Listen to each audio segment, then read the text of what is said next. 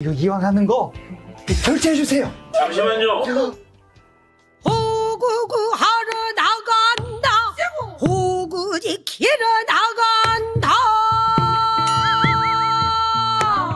부장님이 드디어 그 KBS 2 해볼 만한 아침 그 방송에 출연하셨습니다.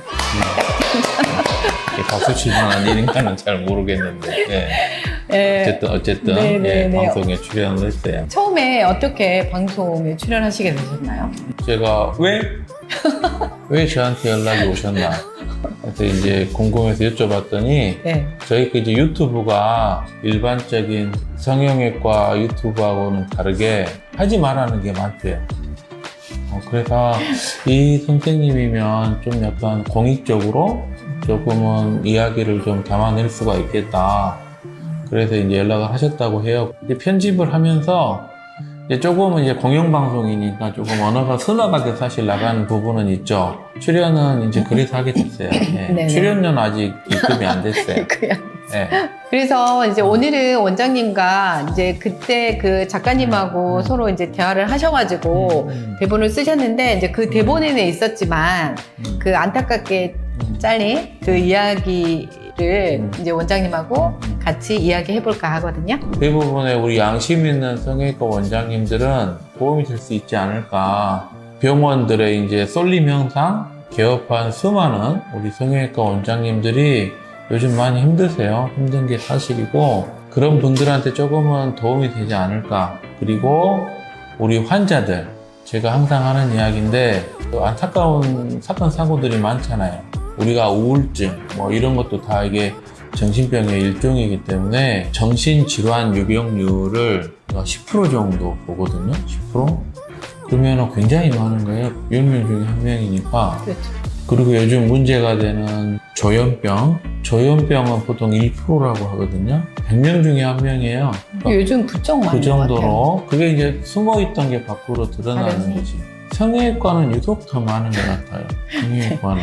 그래서 저는 성형 중독도 사실은 그런 거라고 보거든요. 우리 안타까운 제 딸 같은 친구들 이런 분들한테 조금은 경종을 주고 싶었어요. 원장님 전혀 안 떠시고 엄청 잘하셨어요. 피곤했어요. 빨리 끝내고 빨리 쉬었으면 좋겠다. 그리고 그 다음날 사실 또 저희 휴가여가지고 네. 제가 이제 그 대본에서 본 거에서 잘린 부분에서 이제 좀 궁금했던 게 병원 실장님들 파워가 정말 생각보다 엄청 세더라고요. 제가 원장님한테 그날 듣고 되게 놀랬거든요.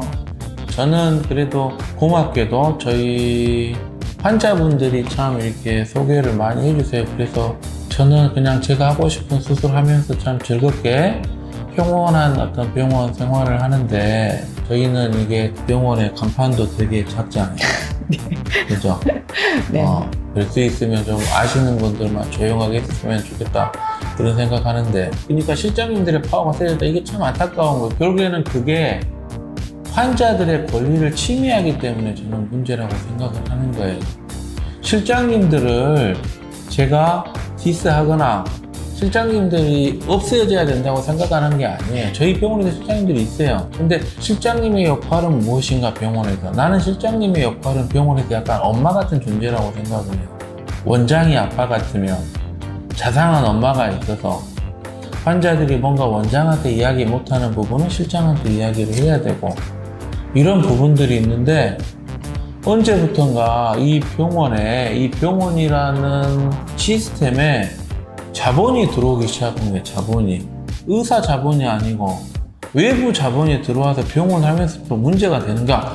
자본가는 자본을 내고 의사나 상담실장이나 직원들은 다 이제 노동자가 된 거예요. 노동자가. 의사도 노동자로 간 거예요. 고급 노동자. 그 다음에 광고회사에서는 고객. 네? 그러니까 쉽게 말하면 내 물건을 사줄 사람들을 모객을 해서 데리고 오는 게 돼버렸고 병원에 들어오면 이 모객된 사람들한테 최대한 뽑을 수 있는 게 뽑아야 되잖아요. 의사도 돈 벌려고 하는 거 맞아요. 근데 이 환자 한 명에 대해서 나가는 돈들이 이제 많아지잖아요. 그러면은 그게 사실은 거품이 낄 수밖에 없는 거야. 40만 원, 50만 원에 환자를 모객을 해. 오면은 이제 이게 환자한테 이야기를 하는 거지. 그 중에서 이제 조금 약한 사람들이 있어요. 그럼 이 사람을 잘 이야기해가지고 뭐 500만 원, 1000만 원짜리를 만들어. 그럼 만약에 1000만 원짜리를만 너무 잘했어. 그러니까 이제 실장한테 이제 그거 상담을 한 실장한테 뭐 30만 원. 그 수술을 한 원장한테는 뭐 40만 원, 50만 원, 80만 원. 예? 이렇게 이제 월급 위에 인센티브가 가는 거죠. 그러면 이제 이 실장은 그 인센티브 때문에 더 열심히 해야 되고, 그러니까 수술이 문제가 아니고 얼마를 버느냐가 더 문제가 되는 거죠. 그렇게 되면은 그게 과연 환자한테 도움이 될 건가? 문제는 환자를 환자로 보느냐 아니면 돈으로 보느냐, 이 문제라고. 실장들이 파워가 커진다는 거는 그만큼 환자를 돈으로 본다는 거예요. 이게 잘못된 거라는 거지. 나는 내 생각, 내 이야기. 우리 병원 원장들이 상담해요. 그죠? 우리 병원 원장들이, 와보신 분들은 알아요. 원장들이 상담해요. 실장님은 그 다음에 이제 다른 부분을 환자하고 이야기를 하는 거고, 저도 사실은 오늘 환자분들 중에서 한 20, 30% 정도는 저는 수술, 당신은 이 수술 할 필요 없습니다라고 저는 이야기 하거든요. 우리 김학수 원장님은 저보다 훨씬 더 노라고 이야기를 해요. 제가 한 번도 김학수 원장님이 뭐라고 하는데 거기에 대해서 전 소를 달아본 적은 없어요. 소를 달아본 적 없는데, 저 같으면 해줬겠다는 생각 안에 저도 속으로, 저도 이제 병원을 운영을 하고, 저 같으면 했겠다 생각을 하는데, 한 번도 김학수 원장님이 진료하는데 제가 왈가왈부 해본 적이 없어요. 그게 진짜 아닌가. 환자들은 하지 말라고 하면 저 선생님이 이걸 못하나 보다 이렇게 우리 못해서도 안 하는 거 아니에요. 하지 말라는 거지, 필요 없으니까. 근데 언제부턴가 그러면 다른 병원에서는 그 병원 제가 있었는데요, 그 병원 수술 못해서 저 나왔어요, 이렇게 이야기하는 실장님도 있어요.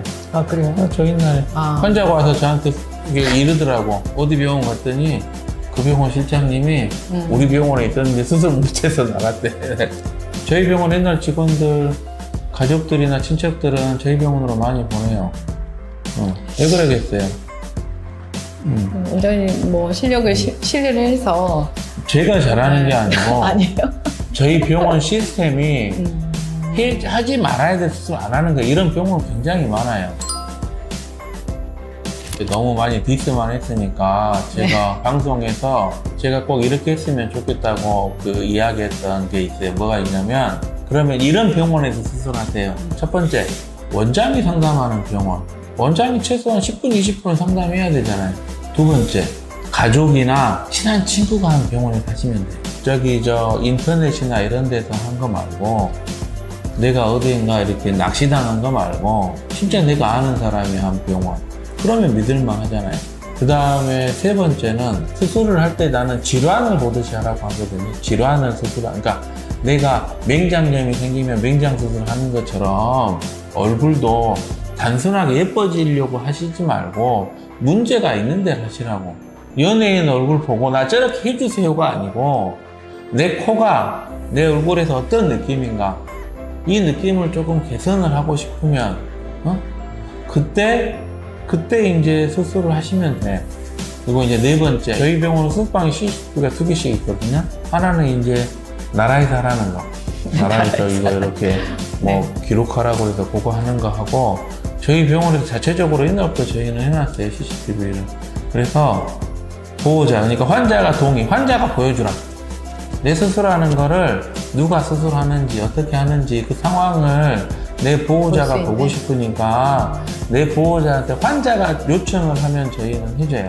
오늘은 원장님께서 방송에서 못다한 이야기를 속 시원하게 들어보는 시간을 가져봤습니다. 보통 이제 성형수술은 특히 다른 수술에 비해서 호구가 되기 쉬운 수술인데요. 이제 원장님이 오늘 이제 저희 병원에 오라고 말씀하신 게 아니고, 이제 객관적으로 이런 병원이면 믿을만 하다라는 4가지 기준을 말씀해 주셨는데요.